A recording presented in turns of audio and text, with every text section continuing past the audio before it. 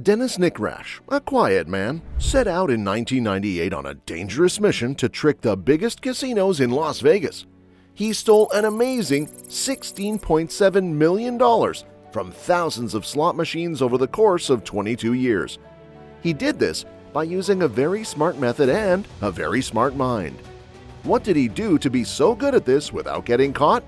What secrets did he find out about how these high-security gambling dens work on the inside? Today, we explore the mind of the smartest thief you've never heard of and learn the shocking truth about how he pulled off his heist without being caught.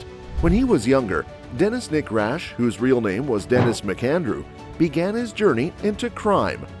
He was 20 years old and wanted to be a locksmith. To make ends meet, he helped the Genovese crime family. His skills helped the Genovese family break into cars, homes, and jewelry shops. The Genovese family is one of the 5 families that run organized crime in New York and beyond. But his illegal actions caught up with him quickly, and he was being held. Dennis had to make a tough choice. He chose to stay loyal to the Genovese family, which earned them honor but put him in jail. His choice would have a big effect on his future and set the stage for his later accomplishments in Las Vegas. After almost 10 years, Dennis was freed from jail after doing his time. He had a lot of time to think about the mistakes he had made in the past and chose to start over. He changed his last name to Nickrash, moved from Chicago to Las Vegas, and started a new life where no one knew him. In Las Vegas, Dennis Nickrash was surrounded by casinos, and each one was full of slot machines that could win him a lot of money. He wasn't interested in gaming like most people are. Instead, he was interested in how these machines were locked down if they had alarms, and what made the awards go off. The fact that he was a locksmith gave him a unique point of view that let him see the chances that other people would miss. Slot machines were pretty easy back then. By putting a coin in and pulling a handle, players would make mechanical reels spin. When the reels stopped on a winning combination, a circuit inside the machine would go off, causing the jackpot and giving out the biggest payout. Dennis realized it was important to understand how the tools worked on the inside. Having bought a slot machine, he started to study it in his small room in Las Vegas, trying different things to find a way to open it that would not be seen. Dennis found that it was pretty easy to open the machine's outer case. To open the catch from the inside, he had to slide a small piece of metal through a crack in the right place. But the makers put in an alarm system to catch thieves who tried to break into the machines. This alarm went off after 5 seconds, which let the gaming staff open the machines without making a scene. During those 5 seconds, a machine button had to be flipped to stop the alarm from going off. Dennis got better at what he was doing after a lot of practice. In 15 seconds, he was able to open the machine, turn off the warning, manually set the reels to a winning combination, and then close the machine. He planned to go to different casinos on the Las Vegas Strip one by one and take just enough money each time to stay out of trouble. They didn't know they were being robbed for almost 10 years because his method worked so well. When they checked the machine he had messed with, there were never any signs that someone had broken in. By 1986, Dennis had stolen around $10 million from various casinos. He had been riding a wave of success for nearly a decade, stealing millions from Las Vegas casinos without leaving a trace. His method was foolproof, his timing impeccable, and his confidence unshakable. But even the most meticulous plans can unravel with a single mistake. One afternoon in 1986, Dennis faced his first major setback. Dennis had a routine. He would target a slot machine in a quiet corner of a casino, wait for a shift change in security, and then execute his plan with precision. This particular day seemed no different.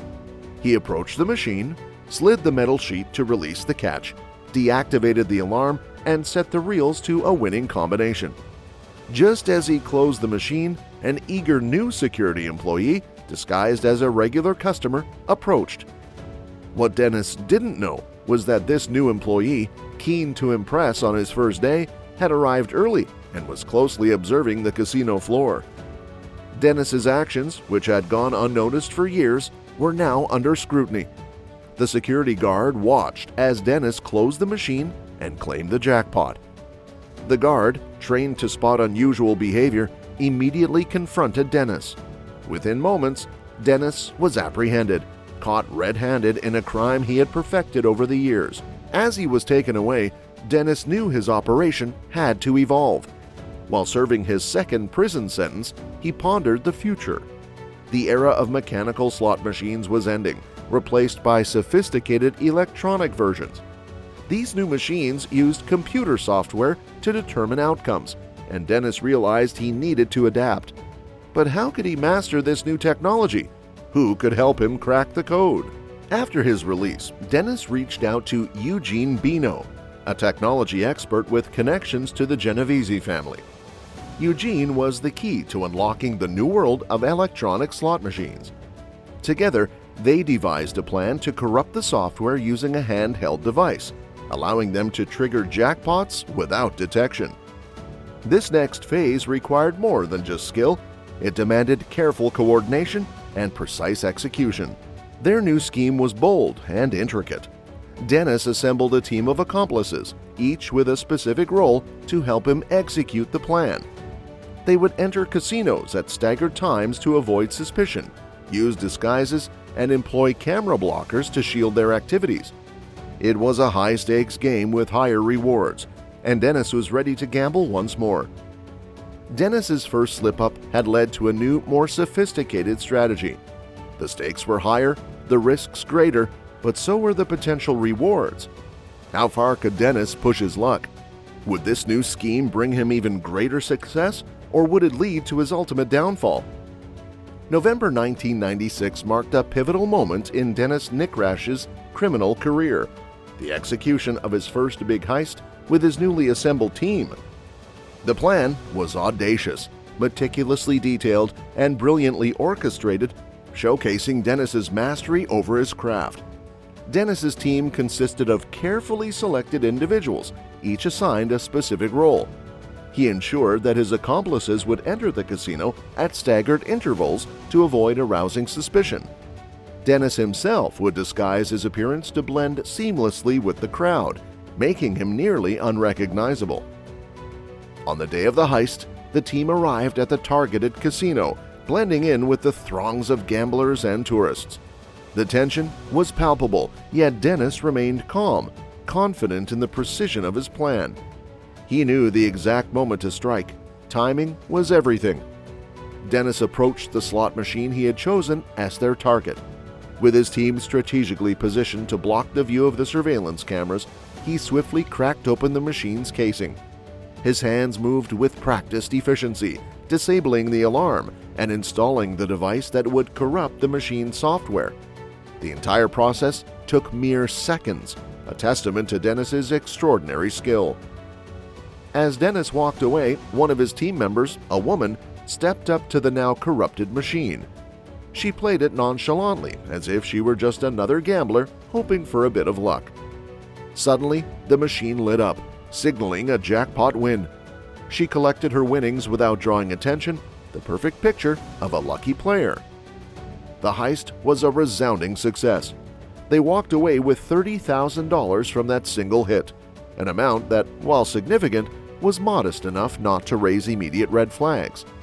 This cautious approach allowed Dennis and his team to repeat their success at multiple casinos over the next 8 months, steadily increasing their take each time. But Dennis was careful to regularly replace team members to avoid raising suspicion. However, as their success grew, so did their greed. By July 1997, Dennis decided to go for the big one. The Megabucks jackpot at the Harris Hotel and Casino stood at $17 million. The team executed their plan flawlessly, walking away with $3.7 million from that single heist. Dennis's share alone was $2.6 million. The team counted their operation, winning cars and nearly $16 million in total. But their luck was about to run out. In 1998, the FBI began investigating Dennis after one of his former associates facing jail time for another crime, decided to cooperate. The FBI raided Dennis's home, finding 2 slot machines, locksmith tools, $300,000 worth of antique furniture, and the handheld device used to cheat the machines. Dennis, now 57, was arrested and sentenced to 7.5 years in prison. Dennis Nick Rash's story is one of brilliance and audacity. He outsmarted some of the most secure casinos in the world, exploiting their weaknesses with precision and cunning. His ability to adapt to new technology and his meticulous planning made him one of the greatest slot machine cheats in history. Despite his eventual downfall, his exploits remain a fascinating chapter in the annals of casino security. Now, what made Dennis so successful for so long?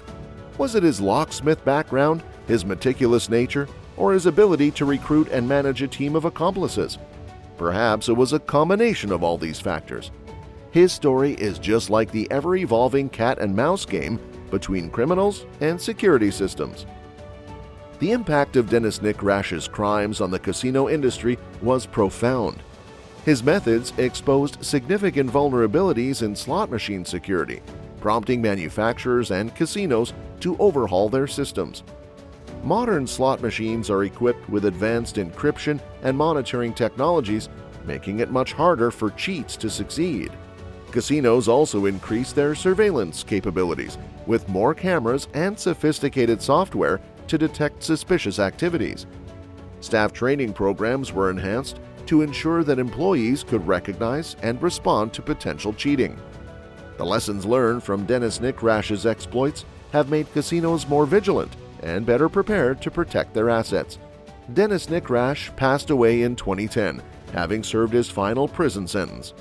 His life of crime, from his early days with the Genovese family to his legendary exploits in Las Vegas, is a testament to his ingenuity and resilience. He was a man who saw opportunities where others saw obstacles, and he capitalized on them with remarkable skill. What drives a person to live a life of crime? Is it the thrill of outsmarting the system, the allure of easy money, or something deeper?